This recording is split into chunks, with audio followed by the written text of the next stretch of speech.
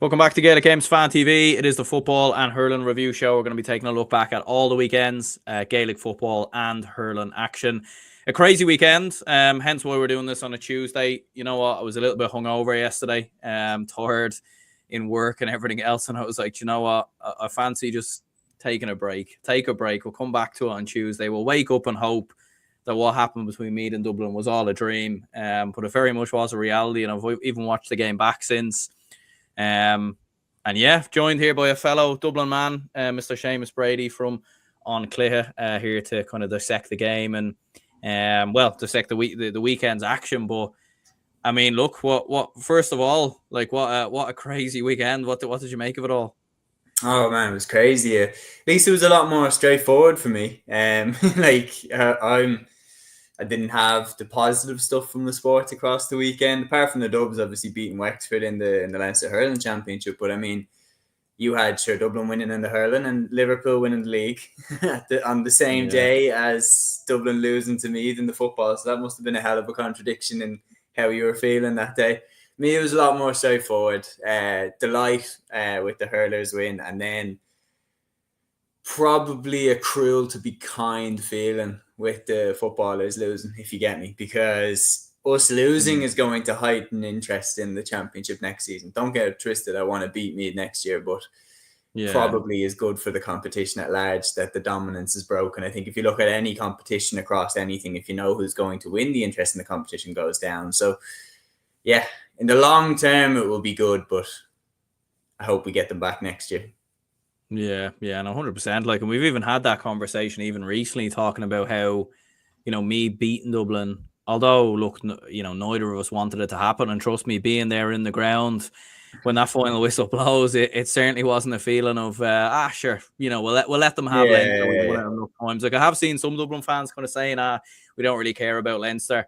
And maybe to a degree we don't, but at the same time, losing to Meath and kind of, look, at the same time, like hearing the roar inside Portlaoise, and it was kind of bizarre, obviously, because the hooter sounded and Meath still had the ball and they end up kicking it over the bar. But the roar kind of before, like when the whistle blew, like it's up there with some of the best roars I've ever heard at a Gaelic football game. I haven't been to too many kind of blockbuster hurling games down the years to kind of really remember. The roar always sounds a bit more sinister when it's from the opposing team, doesn't it? It always sounds a bit more like you feel it. It was like Jesus. It was like that realization of I can't believe this is actually done. But yeah. The worst one I ever felt was, I remember I was 13 and my dad brought me to the All-Ireland semi-final in 2014 where we were playing against Donegal, and the roar when Donegal got their second goal from Ryan McHugh. I remember that roar. Like, that roar is still in the back of my head, rent-free.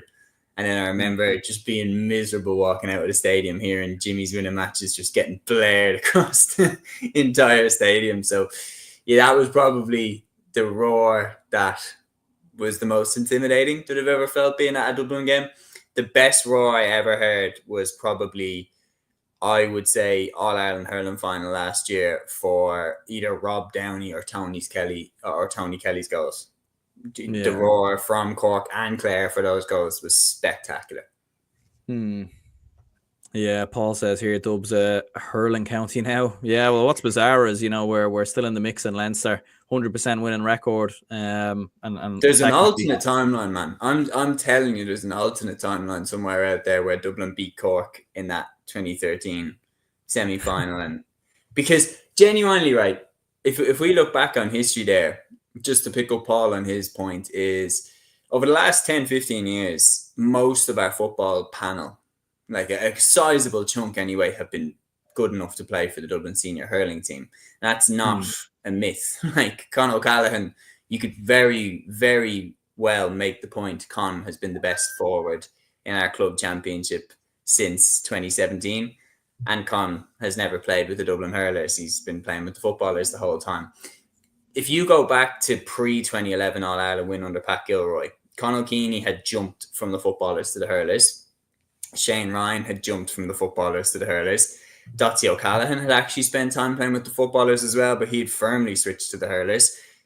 Dublin had actually beaten Kilkenny in the 2011 Alliance Hurling League final and decimated them. And this was a Kilkenny team that was coming fresh off the back of 6 All-Ireland finals in a row and had won from 06 to 09.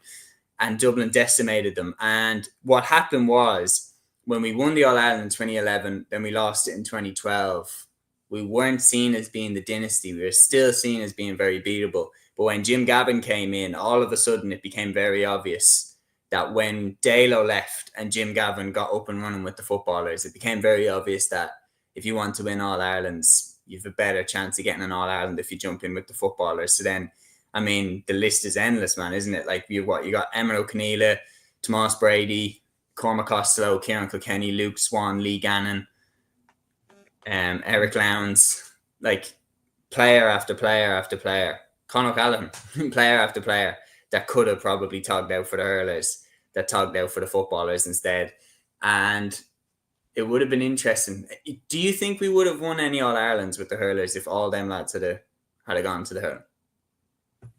I think it's hard to kind of know, to be honest. It's impossible to tell, but I think we would have had a good chance. Because I think there was a couple of years, if you look, and I don't want to be disappointed, if you look, 2015 is one that I look at and I'm like, that Kilkenny team doesn't scream that they would have beaten the teams of today. I think there was a window there where we might have got it. Yeah, no, absolutely there was, and there was a tremendous buy-in and feeling around the county at that stage. And Sean has an interesting point here. Could you see some of the footballers switching to the hurlers if the footballers continue to decline and maybe more youth will choose hurling rather than football? Do you know what? I think it's a very interesting point, and it is kind of bizarre that, you know, Owen O'Donnell switches, you know, from the hurlers to the footballers, and you know, unfortunately won't get a Leinster medal this year, you know, kind of regardless of what happens there. The hurlers win Leinster now. Jesus, I'd be sick. Be sick. Won't be one at all. No, but look, I mean, he'd always have a place back in the hurlers, to be fair. And the mad thing is, if the hurlers did go far, maybe Con jumps over as well. Do you know what I mean? Because we all know how good of a hurler he is. Well, if I was Niall O'Callaghan, I'd be saying absolutely do that, because sure, it just adds a different dimension to the team as well, because they have to plan for it. They have to have a plan in place for Con. If you decide, you just have his name on the bench, and he just might be that Hail Mary off the bench that just comes in and he hasn't lost a step. Owen O'Donnell for me would walk straight back in as well. Yeah, Ryan says here, weekend talking point standard of refereeing in hurling, especially the ghost goal. Yeah, don't worry, we won't skip over that. We will absolutely get to that. But look, we'll discuss the Meath and Dublin game. And look, obviously we've all kind of seen it by now. We know how the game went. But what were your thoughts, kind of maybe watching the game and watching it unfold, like in the stands, like where it was surrounded by Dublin fans. There was very few Meath fans actually around us. There was like one pocket of Meath supporters, and it kind of nearly reminded me of being on the hill when you've got that kind of little small section. And bizarrely, they actually got thrown out as well, so they didn't even get to see the end of the game. But I mean, what were your thoughts seeing it all unfold? Because for me, there was just a complete state of shock, kind of at halftime, being like, we're 12 points down. This is fully deserved, and if anything, we probably should have been further behind. Yeah, like I watched this game back in full. I was actually working at the rugby. I was working for TG Cahir at the two rugby finals that were in the Aviva Stadium. But I was keeping up with the game the whole time. Any chance I got, I was having a look at the Scorpio app and keeping myself updated. And then I couldn't believe it when I opened it up first. I knew that Meath were going to give us a good game, but when I seen that they were 10 points up, I was like, okay, I didn't anticipate this. Like, I didn't see Meath having such a cricket score on us at one stage. And then during the second half, I kind of refreshed it and I seen that we got a goal, and all of a sudden we were only 3 or 4 points behind them. And I remember thinking, we're going to catch them. Next time I refresh my phone, I'll see that we'll have pipped them and we'll be 2 points clear. And sure, pull out the phone, refresh it, and we didn't pull it off. I couldn't believe it. So then, I went home and watched the full game, and then did my points on it. And I couldn't believe how we didn't seem to have a plan at all of how to curtail Meath in the first half and building up a gigantic lead. And I've seen a lot of people talking about I think Tommy Rooney basically said something along these lines, and I fully agree with him. He's saying that like it almost took Dublin a while to wake up that like this is real. Like Meath because Meath had been so flaky over the past few years, Dublin, I feel like on some level, subconsciously expected them to fold at some point, expected them to find some type of way to throw it away. And especially when Costello got the goal and Dublin were all, right up on top of them coming down the home stretch. Meath showed something different this time. They showed the ability to close the game out against Dublin, working it forward to Aaron Lynch for that point, winning the free with the last kick of the game. Like this, the roars from the Meath fans were so genuine because this time it was different. They'd figured out a way of how to close the game out, and they really believed this time that they were going to win. Because I think it was Keane Ward spoke really well about it on the GA hour at the time that it was Wooly Parkinson's and all on it. He's basically saying that he used to really annoy his Meath team because teams like Wexford would go and they'd beat Meath, but then they'd fold against Dublin and they wouldn't believe that they could beat them on any way, shape or form. Whereas Meath at the time with that team with Ward and with Stephen Bray and Joe Sheridan, they would go toe-to-toe with Dublin and believe they could beat them. Well, over the last 10, 15 years, Meath had fallen into that trap. They'd fallen into this line where, they'd look good and they'd put in good performances against, other Division 1 teams. Like they do well against the Donegal, or they do well against the Kerry, or they do well against an Armagh, and then they'd play against Dublin and they'd just be shite. And you'd be wondering, what's happened to them? Why can't they turn up on the big days against Dublin? But this time it was different. This time, even things like Conor Duke flying into that tackle against Paddy Small, like you knew that they were here on business. You knew that they had recognised that they had what it took to beat Dublin. And just in the first half, they really capitalised on the opportunity that they had. And I think one of the biggest shifts, you have to look at Robbie Brennan as manager. And I'm not saying for 1 second that O'Rourke is a bad manager or anything like that. But last year, I was working at the Dublin Meath game in Croke Park. And I went to the post-match press conference and O'Rourke was in there. And I swear to God, O'Rourke, you could just tell O'Rourke did not believe that Meath were capable of beating Dublin. You could just tell by his whole demeanour, by the way he was answering the questions. He just didn't believe that Meath team was good enough at that time to beat Dublin. And they came up, I will never change my tune on this. That day they came up to take a whooping and go home. There was no hint that they could beat Dublin. To say that 1 year later they beat them is crazy to think about now looking back. Robbie Brennan come in. Robbie Brennan is just a winner. Like he won the All-Ireland with Kilmacud Crokes. His standards are really high.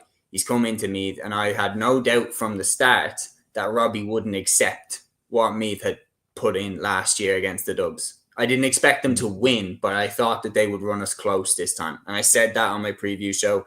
I said that throughout the year. I said I thought Meath would push us close, but not beat us. Well, they proved me very correct in terms of putting it up to us. But once I watched the game back in full, my main takeaways were how on earth did we not have something in place to stop Meath building up such a huge gap on us in the first half? And how then did we not finish them off when we kind of had them on the ropes in the second half? How do we let that momentum slip out of our hands?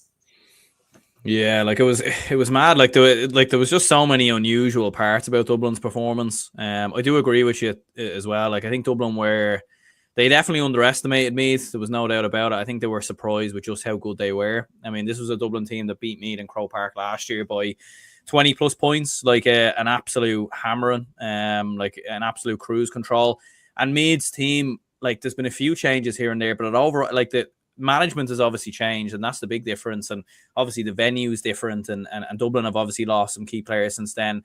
But overall, it was still more or less the same team. And I think Dublin always just had that air of we'll be fine here. Like even when Meath were 6-7 points up, I think there was always a feeling amongst some of the Dublin players that they would be okay. Paul says here, did you think do you think it's fair to say the Dubs have a serious problem playing against the wind, not retaining kickouts, not slowing play down, etc.? Well, I think with the new rules now, you can't go short, and that absolutely makes a big difference. We just couldn't win any kickouts at all. Like Meath were dominating us in that aspect, and physically, really missed Fenton. One thing I always felt like with Dublin against Meath and against these other teams in Leinster was that physically we always had the match on them. And like physically, we just absolutely cut through them. We dominate them on kickouts. But we were just poor off kickouts. There wasn't enough movement. There wasn't enough of a strategy. You felt like you knew what Cluxton was going to do off of his kickouts before he would even take them. And it was just so easy for me. And like in the opening 10 minutes, we barely even touched the ball. I don't even think we had a shot, to be honest with you. And yes, there obviously was a strong wind in the first half, and it probably did die down a little bit in the second half. But Meath were full credit for it. Like, they absolutely cut us to shreds. And the mad thing is, in the opening like 5 or 10 minutes, they actually missed a couple of 2-pointers and they missed a couple of chances. And whether that was a little bit of nerves, maybe, but like they once they settled, they were unstoppable. And they were absolutely brilliant. And like,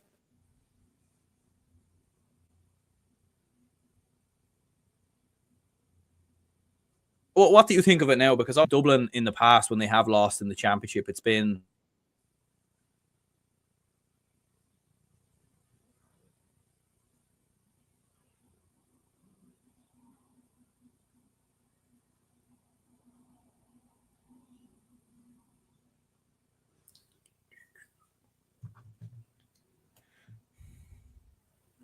Did my internet? I don't know. I couldn't tell if that was me or you, but I think it lagged out. I missed.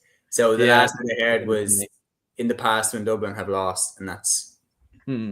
Yeah, like, I mean, generally, like in terms of Meath football, like were they that good, or were Dublin that bad? Like, what do you think? I don't necessarily think that we were awful. Like, I think Meath have been improving all year under Robbie Brennan. I think they've been sitting on a lot of talent for years. And I think if you go back and watch, your show from this time last year, my show from this time last year, we're sitting there saying that we couldn't understand.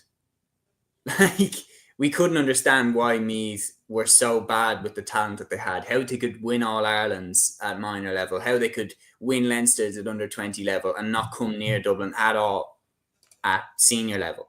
Because I was always thinking, if you get enough lads through from the under 20s and eventually enough of the Dublin lads retire from that glory team, eventually the Meath lads will look across at the Dubs and see lads that they beat at minor level, beat at under 20 level, and they'll be like, we don't fear these. Like, what like, they're not the same as the Brian Fentons and the Paul Mannions of this world that won all those All-Irelands. They are a completely different team now.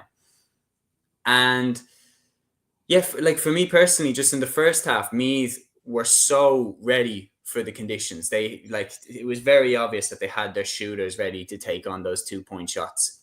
And the lead that they built up at halftime, they were well worthy of.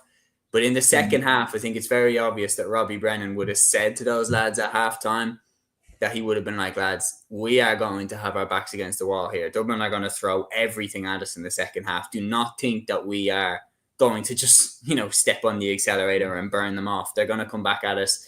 Meath were ready for Dublin to hit them in the second half, and they were ready to hold it off. And they'd done enough in the first half to just hold against the siege that Dublin brought. And I don't think Dublin have the same firepower that we had a few years ago. I don't think we've the same impact off the bench that we had years ago. I don't think we've the Kevin McMenamans, the Darren McConnelly's in 2019, which is crazy to think about that he was coming off the bench.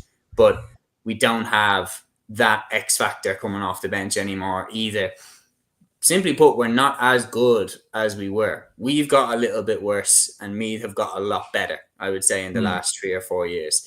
And that's ultimately, this was the day of reckoning for the Dubs. I do think that we'll win Leinster next year. I think we've got that wake-up call. I think we're going to come back harder at the Leinster Championship next season. I think we will win it.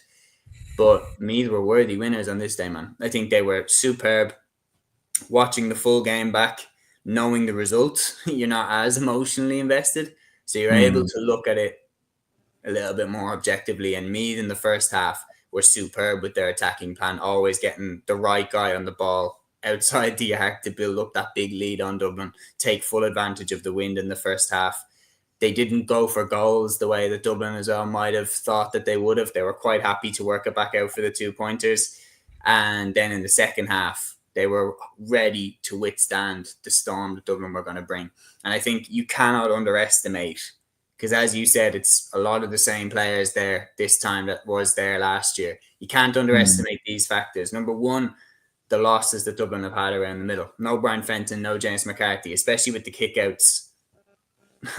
No presence at all. You could really feel Fenton's absence with the kickouts because we didn't have that banker to kick it over to. Whereas Meath, if you look at them throughout the league, they've been very strong, and crucially, they've so many options around the middle. Whether it's Ronan Jones, whether it's Brian Menton, whether it's Conor Gray, whether it's Jack Flynn, they've tons of options around the middle, and they were very, very dominant, especially in that first half with the kickouts. It put Stephen Cluxton under a lot of pressure. And Robbie Brennan, like Seamus Lavin said it in his interview after, he was like, we came with a game plan to win. And you could tell last year that Meath didn't have that. You could tell last year from O'Rourke in the post-match presser, he wasn't angry. He literally wasn't pissed off. He was so just detached. Trying to figure that this would happen. And I was like, Robbie Brennan will not accept that. The minute Robbie took the job, you knew that he would never accept that. That they were either going to go down swinging or they were going to win. They're the only two options with a Robbie Brennan team. And at halftime, I've no doubt he would have been saying, lads, you think this is over? It's not. Dublin are going to come back at us with everything they have. And how they managed Dublin's momentum after the Costello goal and scores like the one that they got from Aaron Lynch, I think that was the winning of the game for them, because they showed that, no, they actually do have the bottle this time. They do have the stomach to weather the storm, and they're not just going to melt whenever Dublin bring the heat. And it's a massive, massive win for me. It's a massive win for Leinster football. It's a massive win for the provincial football system, because the Leinster Championship was always held up as the run to the litter. That was always the one that was, get rid of that. But now it's bred new life back into the competition. You have to give a massive shout to Owen Frayne as well. 11 points, I think it was, from him. Unbelievable performance from him. Dead eye accurate. And without Jordan Morris too. You have to, Jordan Morris would have kicked a few there if he was playing. So 10 out of 10 for me. Unbelievable display. Yeah, absolutely. They were brilliant. They were absolutely brilliant. And look, it's a young team. And I think Meath can take, so much confidence. I know I was kind of joking around with saying that Louth will win it. Honestly, I think Meath will win it now. I think the momentum that they have behind them, with how well that they played, I think as long as they play with those same standards, I think they will beat Louth in the final. Albeit again, but they need to manage it. There's a few examples we've seen in the last few years. Like, I think this guy Porrick, 1998, I think his YouTube name was, gave me a brilliant example. On Sunday with Liam, he said, remember Cork beating Kerry in 2020 and then losing to Tip in the final. Like, there is... Louth beat Meath in the league. We cannot forget that. Look at Cork beating Limerick last year in the All-Ireland semi-final, and everybody thought that they were going to ramp home to the final to Liam McCarthy, and Clare said not so fast. So there's a job still to be done. We'll get to that prediction. Yeah, no, absolutely. And look, there's plenty of time to talk about the Joe Sheridan derby. We'll leave that for maybe another day, but yeah, A2 says we were absolutely awful. Element of me being a reason for that, but the amount of basic handling errors and misplaced passes, some of those lads look like they just come from coppers. They were. I'm not too sure where they were, to be honest with you. Maybe in the same pub I was in Portlaoise, I don't know. Ryan says Meath for Sam Settle.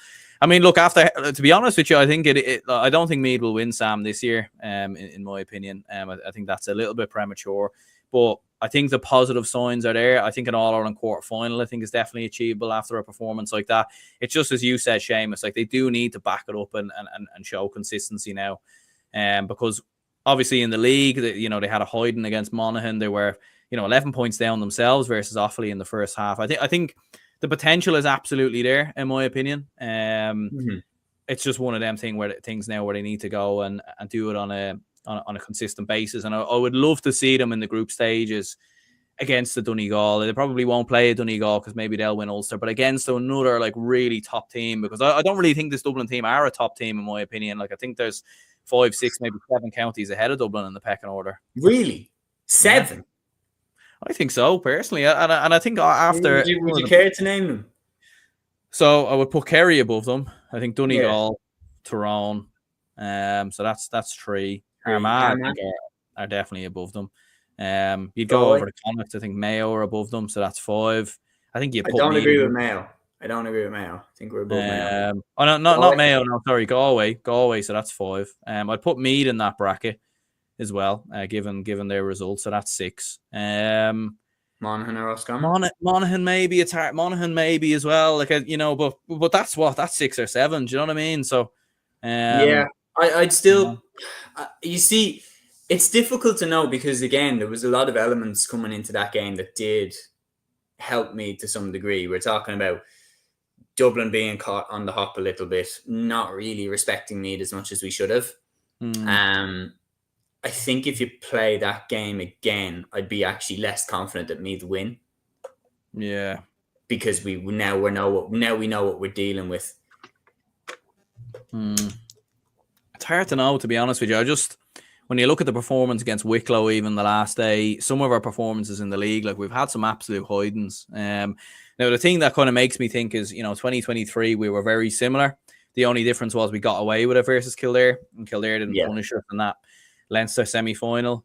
Maybe a bit of time off now will help Dublin. Maybe the fact that they're going to be underdogs and written off like they were in 2023 might help. So like I don't think we're out of the running necessarily, but I just think there is 6, 7 teams, like even the likes of Cork as well, I think would honestly fancy their chances against Dublin.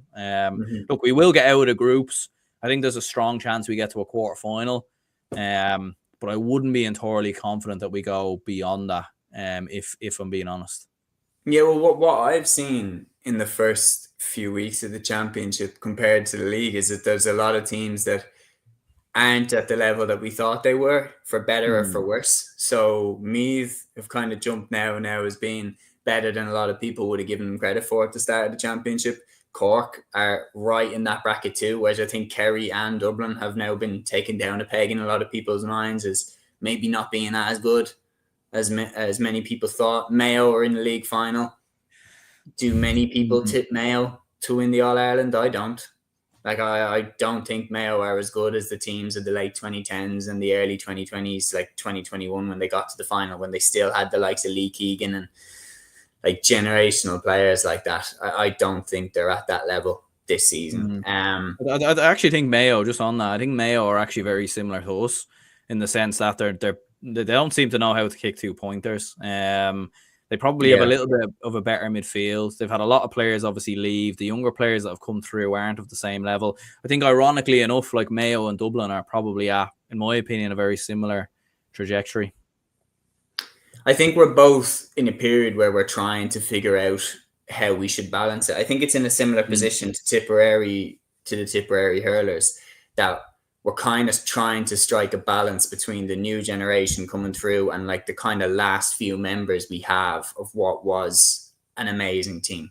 Like Tip still have in the hurling, they still have the John McGraths, the Noel McGraths, and then they had the new generation of the Dara Stakelums, the Darren McCarthy's, and they're kind of trying to balance, okay, how can we get the best team for the here and now?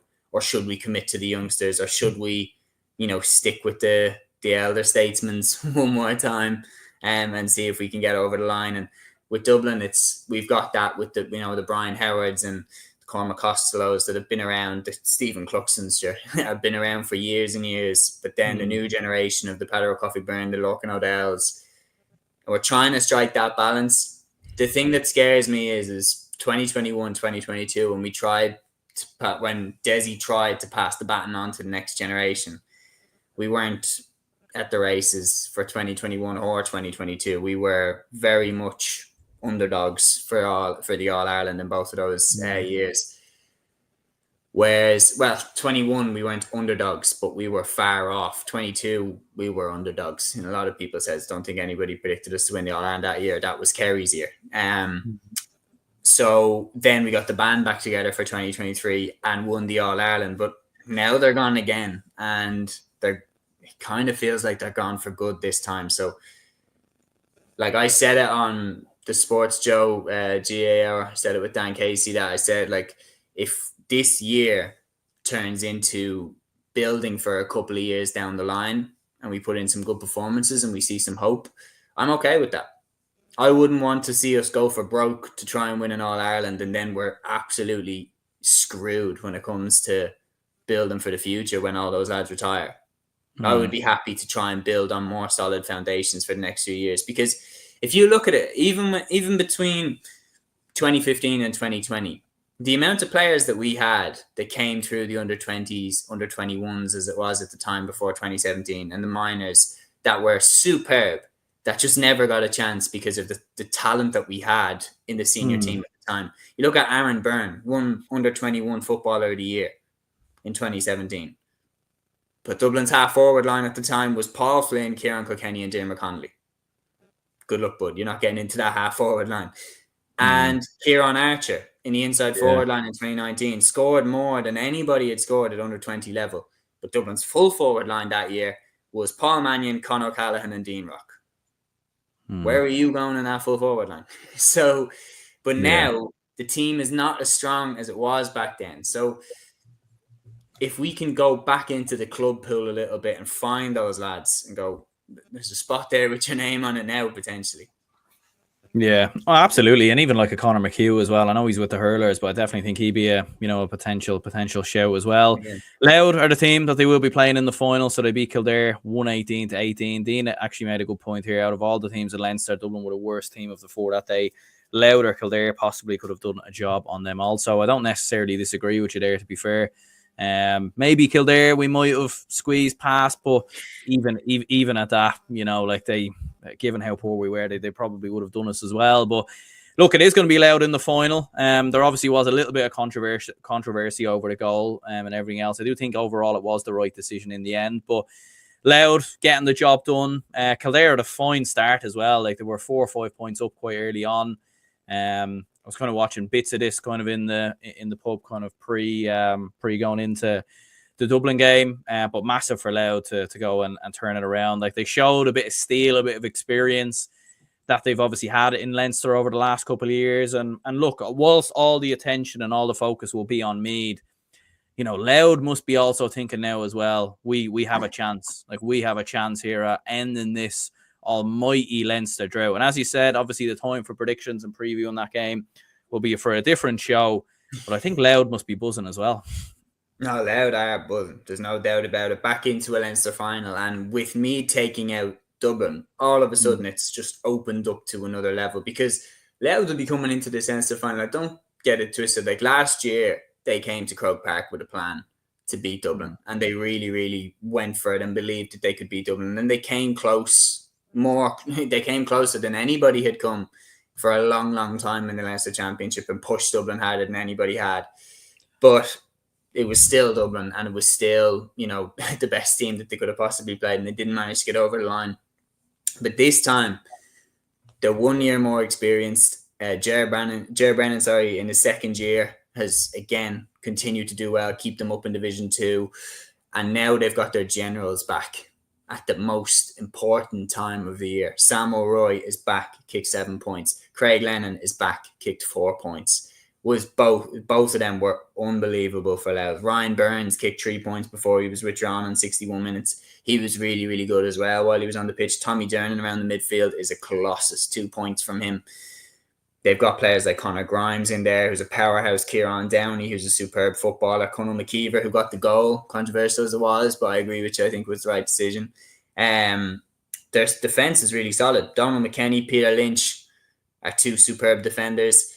Louth would be worthy Leinster champions for the journey that they've been on, which started with, the work done at underage, the players coming through, then with Mickey Hart, and then with Ger Brennan. It's been a long journey. It started in Division 4. It's worked its way up to being a solid Division 2 team, and back-to-back, 3 Leinster finals now in a row.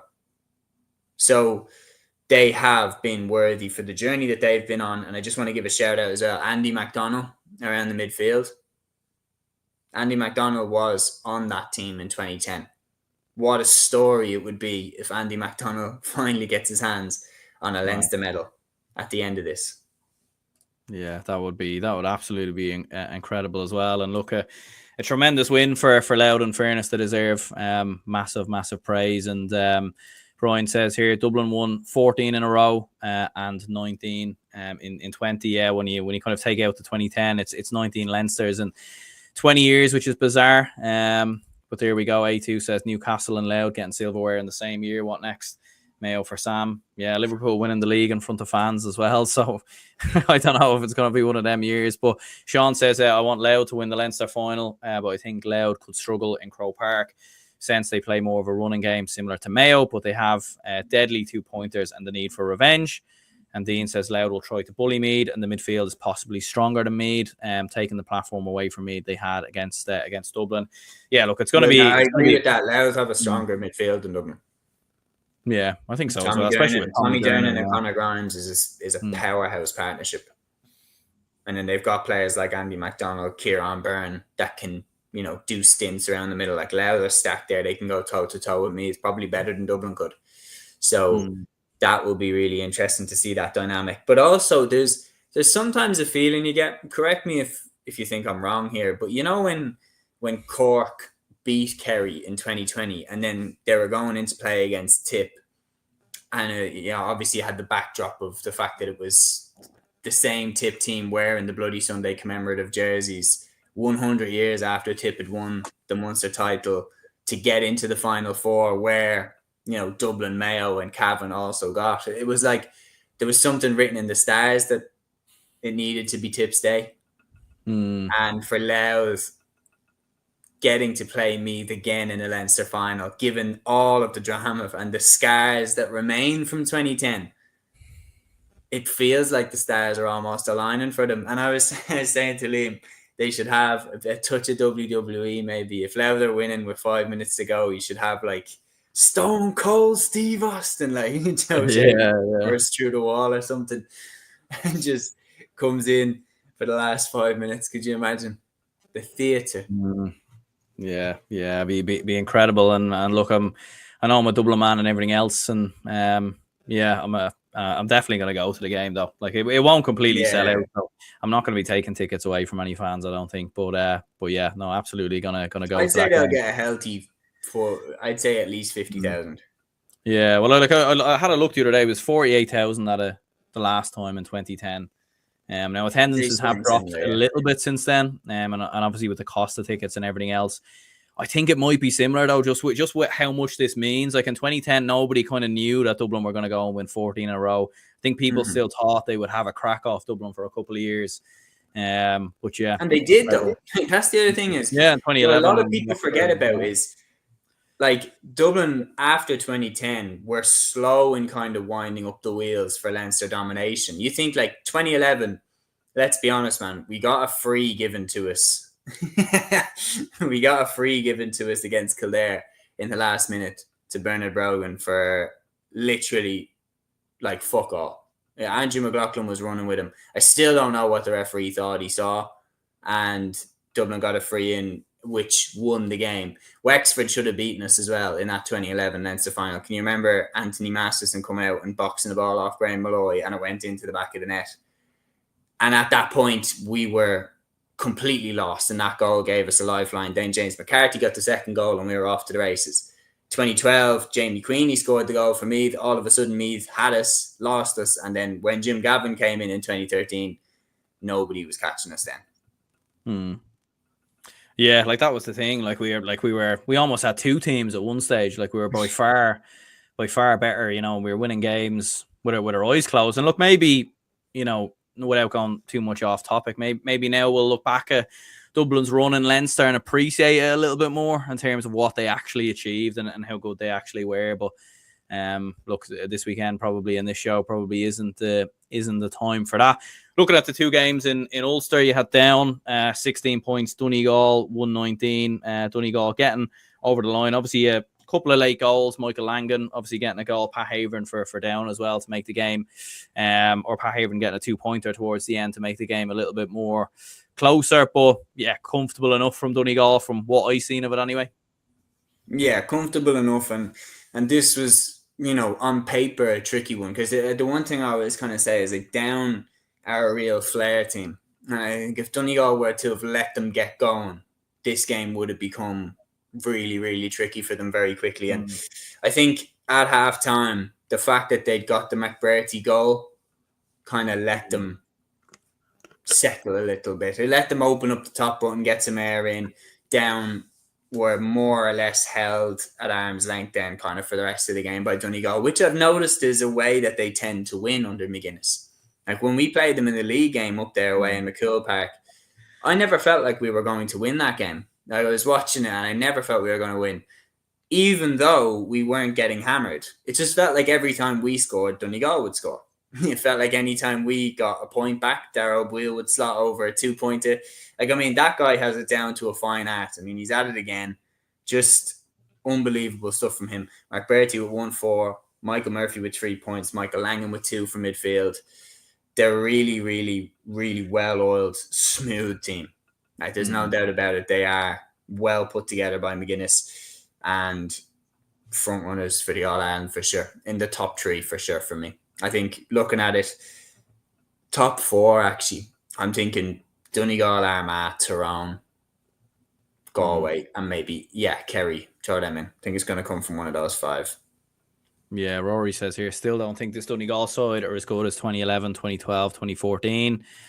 Look, I think it's interesting with Donegal. We haven't seen the best out of them. Like more options. With you, like I think they've kept teams at arm's length. But maybe kind of segueing into Armagh, who, to be fair, like I think I'd probably have them ahead of Donegal in the pecking order right now, in my opinion. Now I know winning back-to-back Ulster finals is tough and everything else, or back-to-back All-Irelands, I should say, and obviously they haven't won an Ulster in quite a long time. But like this was a brilliant performance I felt from Armagh, especially to turn it around as well. Like to be 2 points down and then get the final 3 scores of the game to show that mettle and resolve that Armagh have been criticised so much with, like Stephen Campbell scoring a late point, probably should have been a 2-pointer as well, looking at replays.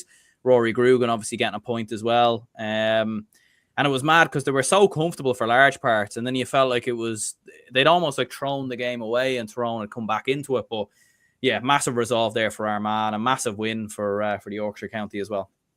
Oh, this was unbelievable. This was a classic. Like, genuinely, I think if this had been any other weekend, this would have been the football match that you would have led with, because it was an unbelievable game between, 2 outstanding rivals.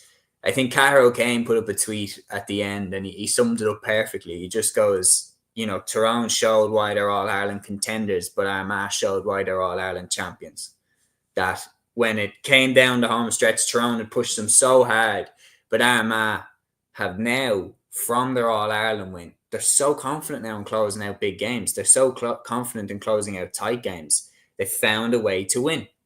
And you think about it, in previous years, Armagh had almost found a way to almost give you a heart attack or found a way to throw the game away.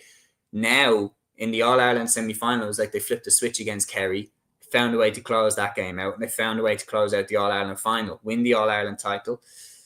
And coming into this game, Tyrone were always going to push them hard. Tyrone were always going to give them, and this was always going to be a 50-50 game. But I really believe that McGeeney has stayed on because he wants to complete the set. He wants to get his hands on the Anglo-Cell Cup. I really believe that he doesn't want to leave the Armagh job until he has an Ulster Championship medal as manager. I really believe that. I think that's why he's still here. I think if Armagh had gone through the front door last year, won Ulster and won the All-Ireland, I think he would have been out. I don't know. I think he might stick around for a few more years yet. Like, especially when you've got the younger players that are coming through. Like Oisin Connaughty again was absolutely brilliant. I mean, young footballer of the year last year. Connor Turbott's still a young enough player. Like you obviously you do have the kind of some of the older players there, but it is still a relatively young squad. And I think it is the team that it is a county, in my opinion, that has the potential to. When I say dominate, I don't mean dominate maybe like what we saw with Dublin, obviously, because that was unparalleled. But I think it's a team that can win an All-Ireland every couple of years. It's a team that can win multiple Ulster titles. And it's a team that can definitely be the benchmark in Ulster over the next couple of years from what I've seen. Obviously, you'll be tough. I don't think they win the All-Ireland this year, though. I don't think so either now. But I do think they win one over the next in the next couple of years. I think there is another All-Ireland in there, in my opinion. There's another All-Ireland in there. Like potential. But my point is we have seen cases like this that have yielded another All-Ireland, and we have seen cases that haven't. I think if you're to go to like 2010, for example, when Cork won their All-Ireland beating Down, in that moment, you wouldn't have said that would have been the only one that they would have won. You would have thought that they would have picked up one more with Conor Coonahan as boss, because they've been in the final so many times. Also, Donegal with Jim McGuinness, when they won it, you wouldn't have thought that would have been the only one they would have got their hands on. Now, 2014 is definitely one that they will look back at and think that they left that behind. This year, my kind of rationale behind it is that if you look back through history, you very rarely see a team break a duck, like end a famine, and then win the All-Ireland the very next year. That very, very rarely happens. Like once a team tends to get their hands on the trophy, it's very, very hard to go back and do it again. So I personally think with the Ulster Championship, they've unfinished business.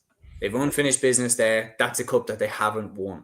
Now is the time to take advantage of it and get over the line here. But I would be stunned if they win the All-Ireland, and I would be really, really impressed if they can do it, because so many great teams, Dublin 2011 fell off in 2012, Limerick in 2018 in the hurling fell at the semi-final in 2019, and that's probably the greatest hurling team of all time. So the bar is so high to come back and win it for the second time after you break a famine or after you end the famine. And you're also competing with teams like Galway, who are so desperate to bring their famine to an end. It's going to be really, really hard for them.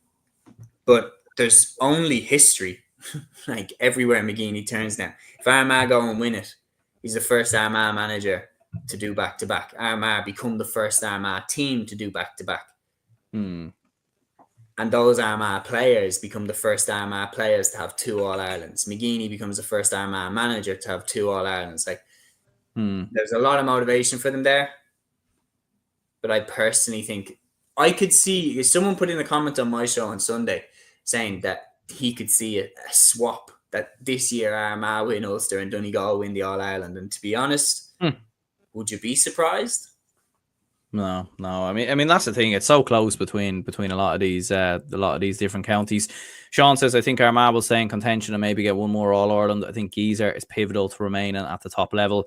You saw when McGuinness left after 2014, Donegal fell off a cliff. And Dean says here, what way will the seedings go now? Dublin is a 3rd seed. If they get in a group with Armagh, that's a group of that. Yeah, there's some very interesting potential matchups in terms of the group stages, and it is tomorrow actually as well at 1:30, and we will be dropping a reaction to those groups maybe around 5:30 or 6 o'clock or something like that. But moving on radio again or something, is it?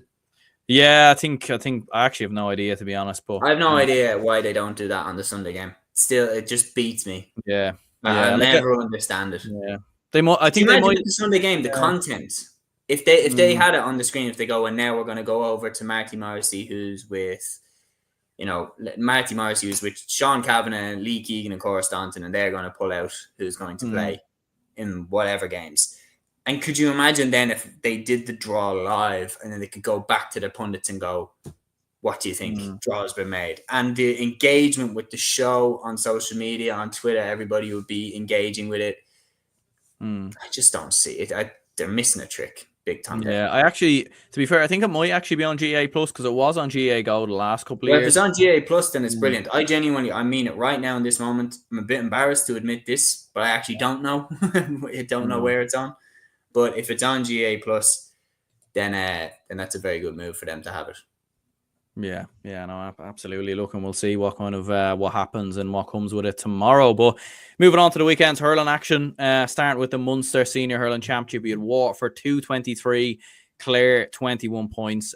Dominant win in the end from Waterford. Clare had moments in the game where they looked like they were maybe going to threaten it, but those goals in the second half, absolute killer from a Clare perspective. And for Clare, having fought back the way they did against Cork, you were expecting them to maybe carry on that momentum.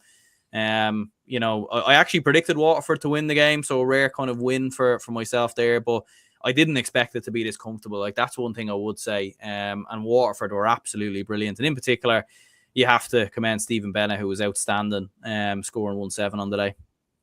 So you got 2-8. 2-8. Wow. Yeah, 2-8 is Even unbelievable. Jamie wrong. Barron with Even 4 more. points, Darragh Lyons with 3. Like, just across the pitch, Waterford were superb in this one. They're coming into it, into the Munster Championship, and they're coming in to remind people how good they are. Like, because I think last year they beat Cork, and they were really, really good against Clare. But when Davy was brought in my opinion, you correct me if you thought, but I thought when they brought in Davy, didn't scream long term. It didn't it screamed that, okay, they might be okay this year, but then they won't be around and they're not going to be All Ireland contenders, because this feels like they're just trying to cash in almost on the team that they have and see where they can go. But this team feels a little bit different. Feels like they're building. I don't think they're the finished article, but they've just beaten the All Ireland champions, so they're not far off. And you look into any game that they're playing now, will Waterford fear anybody? No, I don't think so. Like, what reason do they have to fear anybody if they've just beaten the All Ireland champions? Cork are a team that Waterford beat last year, tripped them up going out the gate in week 1, and they certainly won't fear them at all. Darragh Lyons and Jamie Barron were superb around the midfield. Absolutely incredible. Having Tyg de Burka back at centre half back, you cannot underestimate how important that is as well. And Billy Nolan has made Waterford fans, okay with the fact that Stephen O'Keefe doesn't play for them. Like, that's one of the best goalkeepers that I've seen in hurling, Stephen O'Keefe. But Billy Nolan's performances have been outstanding. And that score that he got where he stopped it from going over the bar. Oh, no, he didn't stop it going over the bar, sorry, but the shot didn't even go wide. I think it was from Cathal Malone, and Billy Nolan just scooped out, ran out to the half-back line, banged it over the bar. Like, he's such a confident goalkeeper. And the save he made from the penalty, even from Brian Dignan, from Offaly in the league, shows his shot-stopping ability. He's a really, really good keeper. Then on top of that, you've got Prunty at 3, as solid a fullback as you're going to have. De Burke at 6, in my opinion, the best centre-half back around right now. I think that he's definitely one of them. You make your case for Rob Downey, you can make your case for John Conlon, Declan Hannon, but De Burke is right up there, man, for sure. And then you got Darragh Lyons, Jamie Barron around the midfield, who are superb, and a forward line that includes Stephen Bennett, Desi Hutchinson, Patrick Fitzgerald. How on earth has a team this good gone under the radar that much? It's extraordinary. So Clare walked into a bit of a weird situation where they were very much expected to win against a superb team, and Waterford had nothing to lose. And they put in a fantastic performance. Peter Creeley will be delighted. Dan Shanahan in the backroom team there, no doubt he has a big input with the forwards. Waterford will fancy their chances to get out now. And the fact that everybody drew last week, we said it the week before, that the real winners of Munster week 1 were Waterford, because everybody took a point off each other and we're sitting there. Waterford now, with this one win, are ahead of 3 teams in the Munster Championship. They've taken a massive step forward to getting out of this Munster Championship. And I'd be interested to know, like, if you offered it to Waterford or Cork, if you offered it to any of the 5 teams in Munster, 3rd place, how many of them would take it? Yeah, it's interesting. Like, I think the thing with Waterford is that, like, over the last couple of years, they definitely underperformed in 23. There's no doubt about that. They were very poor that season, and very, very poor. And but, like, let's not forget, like, under Liam Cahill, like, they were gunning. Like, in 2022, everyone thought that was going to be their year, and this was going to be the year. And then obviously they started the championship well, and then kind of fell off a cliff, and that kind of carried into 23. Last year, it looked like they got that out of their system. They were just a little bit unlucky in certain moments, and there were, you look at how good Cork, Clare, and Limerick were as well. Like, you can't really discount it. And they even beat Cork as well. Like, let's not forget. So they were just a little bit probably unfortunate in certain moments. Especially with that last minute free as well, so absolutely. I remember the headline being that year against Limerick in 22, where everybody tipped them to be Limerick's direct competitor. I remember the headline when Waterford lost to Limerick in round 2, it was the Munster Championship. They'd beaten Tip in round 1, but I remember everybody saying Limerick win round 1. Everybody thought that Waterford and Limerick were going to play each other in the Munster final and play each other in the All-Ireland final. So they still have those players. So you can't all of a sudden write them off. And they proved again last weekend why they need to be taken seriously. Yeah, A2 says here, 2 bad hips. Doesn't stop Bennett, what a hurler he is. And A2 also says Adam Hogan should be embarrassed to show himself in public. What an absolute clown. Yeah, look, I don't like going in on the pylon on players and everything else and all that kind of crack. It was a foolish dive. There's no doubt about it. And probably over the last couple of weeks, Adam Hogan probably isn't a player who's done himself any favours. Given the Cork game as well. But yeah, probably not the best showing from his point of view. Sean says here, Waterford can be dangerous, but get caught out with their physicality deficit. And A2 says, can't forget, in 2022, Waterford were regarded as the closest rivals to Limerick. Underestimate them at your peril. And Sean says, Clare full forward line is flat in comparison to the other counties without Shane O'Donnell. Really missed Tony Kelly as well. Like, is that kind of the downfall, do you think, for Clare? Is there something more to this? Is it a case of the All-Ireland hangover? They obviously had a very poor league. They stood up against Cork, albeit, look, they had an extra man, in that game as well. But what do you think with Clare? Like, it's not looking good for Clare in terms of getting out of Munster, is it? I mean, they still have to go to the Gaelic grounds as well. So it's going to be, it's going to be tough. They're going to need to win one, maybe even two games potentially. Yeah, and on top of that, they have to play Tip as well. And trust me, if Tip get a chance to put a nail in the coffin for Clare, I think there'd be no Tip man, woman or child that wouldn't snap your hand off of that opportunity. So Clare have to go through hell to get out of Munster right now. They've drawn one, lost one. The backs are firmly against the wall, and there's only one way out, and that's to get outstanding results without Shane O'Donnell and definitely without a fully fit Tony Kelly. And Dermot Ryan being gone, on top of that, he was gone for the Cork game. He's a massive blow. Like, it was, especially in the Cork game, you'd notice it there, right half back, that massive absence that he is. And just, yeah, they're in this position now. Shane O'Donnell was also missing. I think was it Shane or was it Tony? Because I think it could have been both of them, because I remember saying that to Dan before the All-Ireland final after Cork had beaten Limerick, that you had to take into account that Clare had beaten Cork without Shane O'Donnell, or Tony Kelly, I think it was, in the Munster Championship.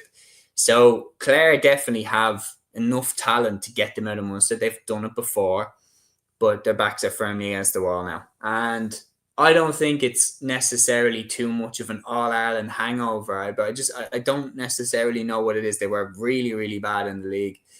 And in this Munster Championship now, they were pretty poor in the first half against Cork, but then it was like Lohan must have absolutely tore into them at halftime, and then they came out in the second half terrified to put in a performance that bad again. And they, roared back into it, reminded us why they're All-Ireland champions, reminded us all how good they are.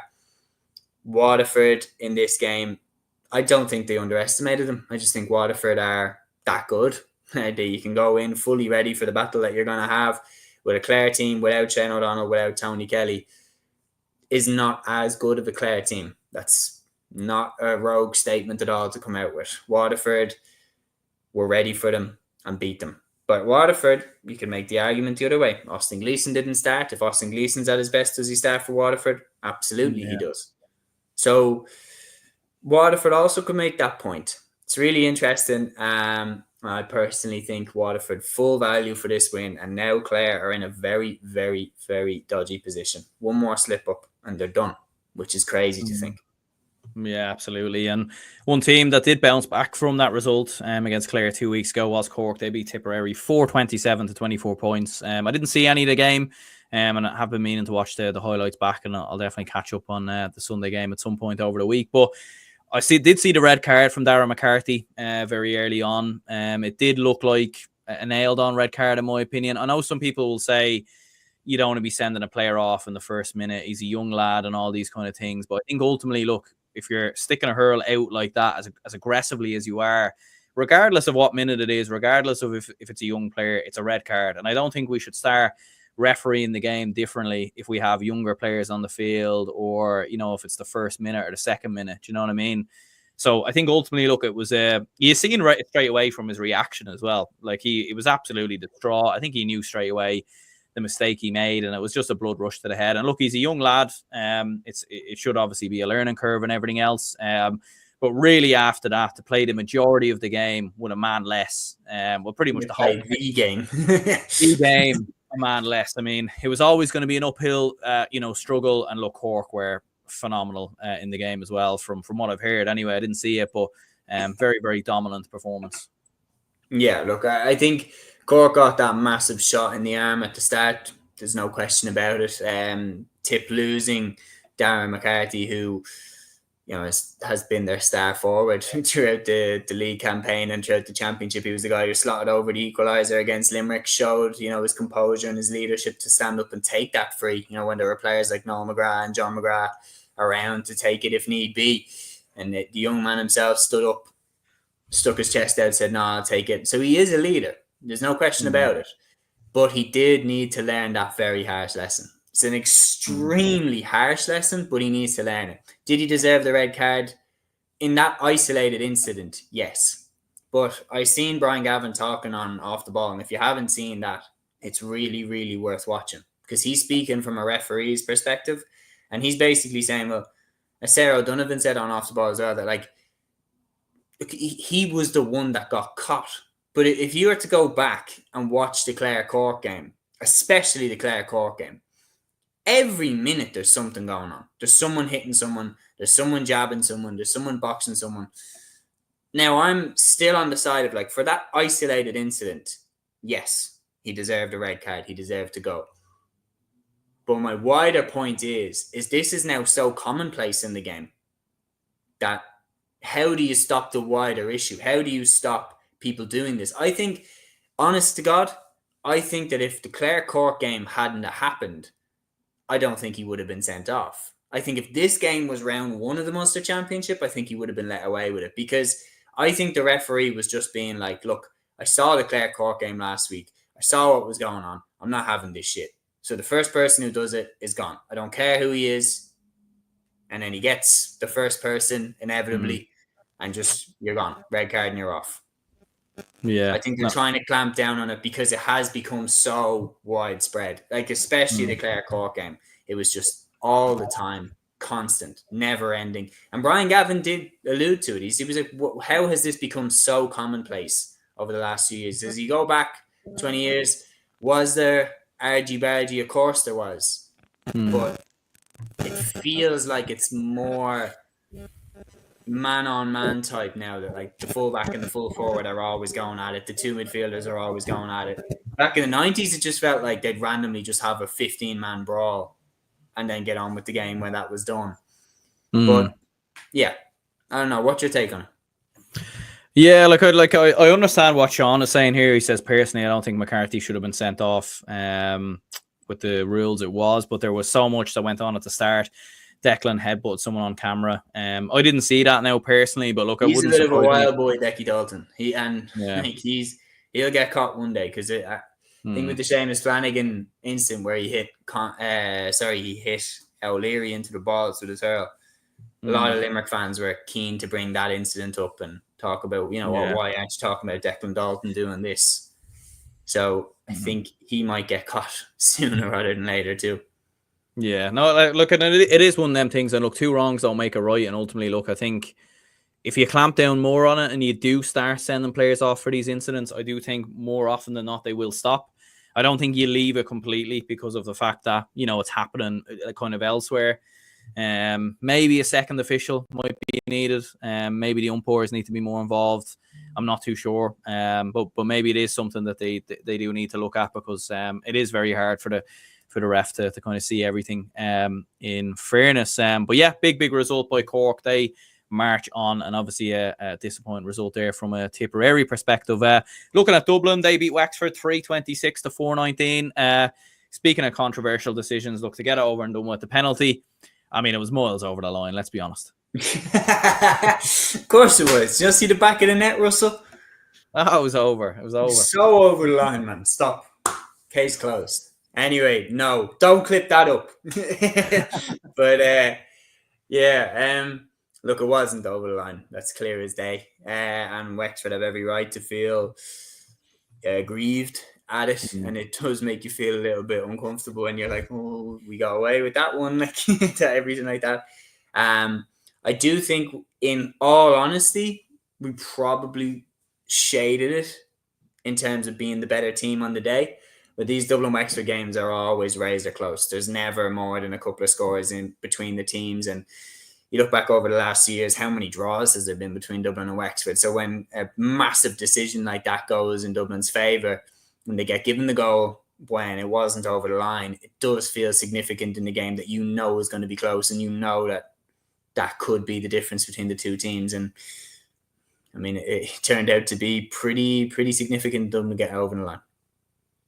Yeah, absolutely, and a big result there from a Dublin perspective as well, it must be said. And to have 4 points on the board, I think there is a strong shout that Dublin potentially can go to a Leinster final. John Heatherton, I thought, was brilliant, scoring 2-3, like a real bear on the square. Was absolutely brilliant. And yeah, just absolutely massive. And I think it is brilliant that Dublin can keep getting over the line in these games. Do you think we can win Leinster this year? I think Kilkenny will still have us, to be honest. Maybe if we get to a final, we might push them closer. Look, just Galway, get the final in Parnell Park. Yeah, no, absolutely. Start it now, Parnell Park or nowhere. I'm on board. And I think there's a strong case Dublin play nowhere in Croke Park this year in football or hurling. Do you know what I mean? Just take us out of everywhere. But look, speaking of Galway, we should mention them. They did bounce back versus Offaly, 225 to 114. If you've seen the podcast during the week, both Liam and Matthew predicted a win for Offaly. I predicted a draw. We were all humbled, it must be said. Maybe the lads so more so. Maybe Liam was leaning towards his heart a little bit, but look, Galway responded with a big result. Does that put them back in the mix now, maybe for a Leinster final themselves? Or, because people were even speaking about Galway not even getting out of Leinster. So, I think it's always important with these results to have a little bit of composure when it comes to, like not saying that they're the worst team in the world after the Kilkenny game. And now they're actually a great team after the Offaly game. They're somewhere in the middle of both of those performances, and they definitely are a talented group. I don't think they're as good as the team that Micheál Donoghue had in his first term. I think that's pretty obvious. That team was probably the greatest Galway team I've ever seen, with Joe Canning and Garrod McInerney. Daithí Burke was in his prime there. David Burke was unbelievable. Like, they were really strong. They still have outstanding players like Conor Whelan and the like up front, like Gavin Lee there at 6, who's an unbelievable player. But I don't think they're as good as the team that Donoghue had. I don't think that they are going to be one of the teams that I would consider to be capable of winning the All-Ireland this year. But they are in the weaker of the two provinces. That's not a disrespect to Leinster. That's just Munster is really strong. And I think if you were to put Galway in the Munster Championship, do you think they'd get out? I don't think so. No, I don't think they'd get out. Yeah. I think Kilkenny are the only team. There's a strong case that all five teams are better than Galway at the moment. Yeah, I agree. I think they are. I think Kilkenny are the only team that I would say that I think they could get out of Munster, and even then I wouldn't be sure. Yeah, and that's probably because I don't have a clue who is going to get out of Munster. You've got Clare, the All-Ireland champions, who all of a sudden are on a knife edge after 2 games and one more result and they're gone. So the standard is so cutthroat that you mess up, you're out. Whereas in the Leinster Championship, we've seen Kilkenny and Galway have big mess-ups over the last few years and get away with it. We saw Kilkenny draw against Carlow in a game that everybody expected them to win, and they still ended up winning the final at a canter. We've seen them lose to Wexford multiple times and still win the Leinster Championship. We've seen Galway struggle like hell against Dublin and still make it into Leinster finals when a lot of people thought that they weren't really that good. Last year was, a bit of a glass shattering moment for them because they were eliminated and they didn't even get out of the Leinster Championship. Donoghue coming in, I think that they will get out of the Leinster Championship. And maybe I'm leaning my heart over my head a little bit, but I think one change from last year, I think Kilkenny and Dublin will be in the final again. I think Galway get out in third. Yeah, no, I think that's a fair assumption. And to be fair to Galway, like, they obviously did have Daithí Burke sent off at half-time as well. Leave them in Parnell Park. We do on the final day as well, which we always seem to get them on the final game, which is kind of mad, and maybe that kind of blends into us always having a great record. against them. But big result there from a Galway perspective. Kilkenny beat Antrim 230 to 212. Funny enough, when I was getting off the train, I seen Davy Fitz, would you believe, right in front of me, passing by me. And I was also chatting to Keelan Sexton on the train as well, Clare footballer. No way. And him and Davy Fitz had an L rejoice, but yeah, kind of bizarre on the train back. But how on earth did that happen? Did you just see him and you said hi to him, like, or? No, do you know what? Bizarrely enough, I didn't even recognize him. So basically we were on the train. We couldn't find our seats. We'd pre-booked seats. We couldn't find them. So we kind of just sat down at the front of the train. It's only a 40-minute train from Portlaoise. And it is kind of funny because there was a Clare fella in front of me who turned out to be Keelan Sexton. And he had like a Clare kind of jumper on. And my mate kind of texted me saying that, that's a Clare fan. And me being the numpty that I am, decided to start talking about Waterford beating Clare, and I was just trying to poke the bear a little bit. But no, it was actually when I came out of Jack's. Then I seen him putting his stuff into his bag, and it just said K Sexton on his bag, and I was like, I thought I recognized him, but I just wasn't sure. I was like, you can't be sure with those things, and it's the most humbling experience ever if you get it wrong. But yeah, no, sound lad chatting about the Dublin game and everything else, and saying, do you have a chance of beating Kerry next week? And he is confident enough, in fairness. But yeah, didn't chat to Davy Fitz now, just kind of seeing him. And to be fair, him and Keelan Sexton were having a chat then, kind of. But no, big result in the end for Kilkenny. And yeah, you would have expected them to win this game anyway, to be fair. You would have. It looked sticky enough in the first half, but then in the second half, they just came out and dominated. Antrim went 25 minutes without a score. Like, if you do that in any game, you don't deserve anything from it. And you would be wondering, where are Antrim going here? Because it feels like the plane it feels like they've peaked and they're going down a little bit. And I personally think this is the year where they bow out of the Leinster Championship. I think Offaly beat them, and I think they finish in last place. Would you disagree at all with that? I just, in the league, especially in the game against Dublin, I thought that they were awful in the game at Croke Park, whereas Offaly came up to Croke Park and beat Dublin. I really believe that Offaly are just going to be too much for them in their game. Because I think Offaly will be eyeing it up as well. I think Offaly will be realistic as well about, okay, where should we put what basket should we put our eggs in here? If we go for broke against Wexford and Kilkenny and come out with nothing, Antrim might be, waiting in the long grass for us.